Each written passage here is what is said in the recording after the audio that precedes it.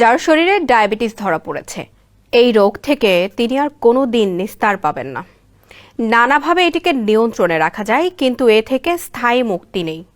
সেই নিয়ন্ত্রণ সচেতনভাবে না করতে পারলেই এক পর্যায়ে মৃত্যু। তবে এবার ডায়াবেটিস থেকে সম্পূর্ণ মুক্তির সুখবর দিয়েছে বিজ্ঞানীরা। জানিয়ে বিশ্বব্যাপী তোলপাড় শুরু হয়েছে।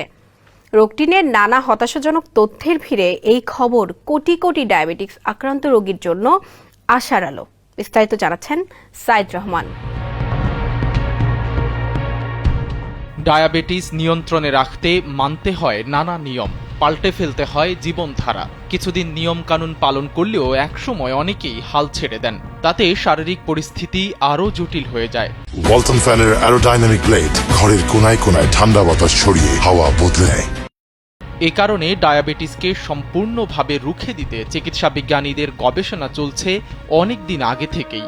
সেই ধারাবাহিকতায় চীনা বিজ্ঞানীদের একটি দল প্রথমবারের মতো সেল থেরাপি ব্যবহার করে ডায়াবেটিস আক্রান্ত ব্যক্তিকে পুরোপুরি সারিয়ে তুলেছেন। ৫৯ বছর বয়সী এক ব্যক্তি ২৫ বছর ধরে টাইপ 2 ডায়াবেটিসে আক্রান্ত ছিলেন।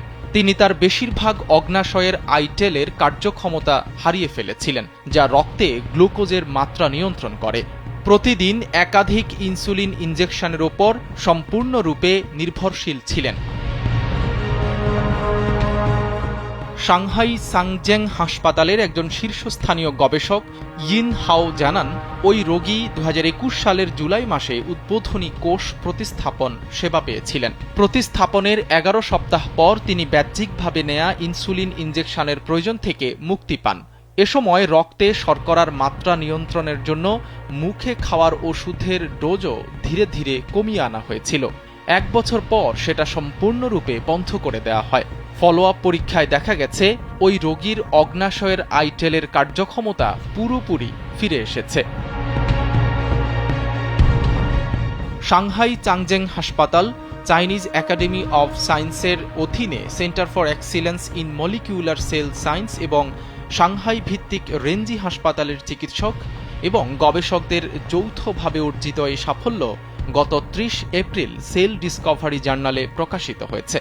এ বিষয়ে ব্রিটিশ কলাম্বিয়া বিশ্ববিদ্যালয়ের সেলুলার এবং শরীরবৃত্তীয় বিজ্ঞান বিভাগের অধ্যাপক টিমোথি কিফার জানান, গবেষণাটি ডায়াবেটিসের জন্য সেল থেরাপির গুরুত্বপূর্ণ অগ্রগতি।